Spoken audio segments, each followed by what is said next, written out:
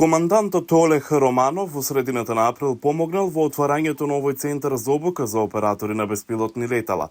Опремен со камера, дронот го прикажува тоа што го забележува.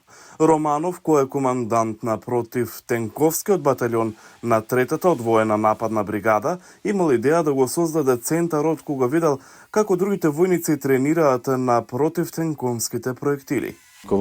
Цело време тренираа на симулатори, но операторите од прво лице не тренираат. Немаше центар за размена на искуства или само за редовна обука. Центарот ги учи операторите со дронови да се движат во лоши услови. Затоа Романов создал обуки за специјализантите. Непријателот се крие во овие ровови и јами или избира згради во окупираните села како скривниште. Па дизајниравме патека што им помага на борците да научат како да не ги губат беспилотните летала и да не ги удираат во ѕидови. На првиот ден од отварањето на центарот, повеќе од 300 луѓе се пријавија да ја посетуваат обуката, велат координаторите. Вероника Бомко се приклучила на обуката за беспилотни летала, бидејќи сака наскоро да стане дел од вооружените сили на Украина.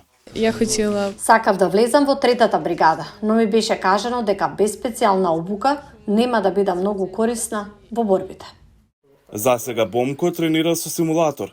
Таа веќе го има првиот удар со тенк, иако за сега е виртуелен. Овие симулатори се дизајнирани од украински програмери и вклучуваат пракса во вештини како што се составување дронови и муниција. Инструкторот кој го носи името под псевдоним Андрес е поранешен војник. Во март 2022 година ја рани десната рака за време на одбраната на Мариупол. Рехабилитацијата траеше повеќе од една година, неговата рака никогаш не закрепна целосно. Я хотів повернутися на службу, але... Сакав да се вратам на воена служба, но по повредата моето здравје се влоши.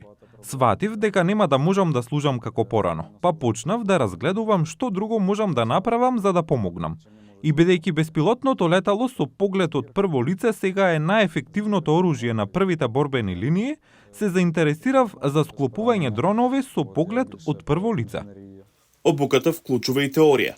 Тоа вклучува посебен прирачник заснован на вистинско војно искуство. Ова војник, кој го носи името под псевдоним Турбо, вели дека програмата е блиску до вистинската работа колку што можеле да ја добијат. Создадовме програма за да им дадеме на луѓето основни информации засновани на борбена употреба на беспилотното летало од прво лице. Тоа е она што ќе им треба за време на војната. Интензивниот тренинг трае една недела. После тоа тие полагаат теоретски и практични испити, па може да вршат должност.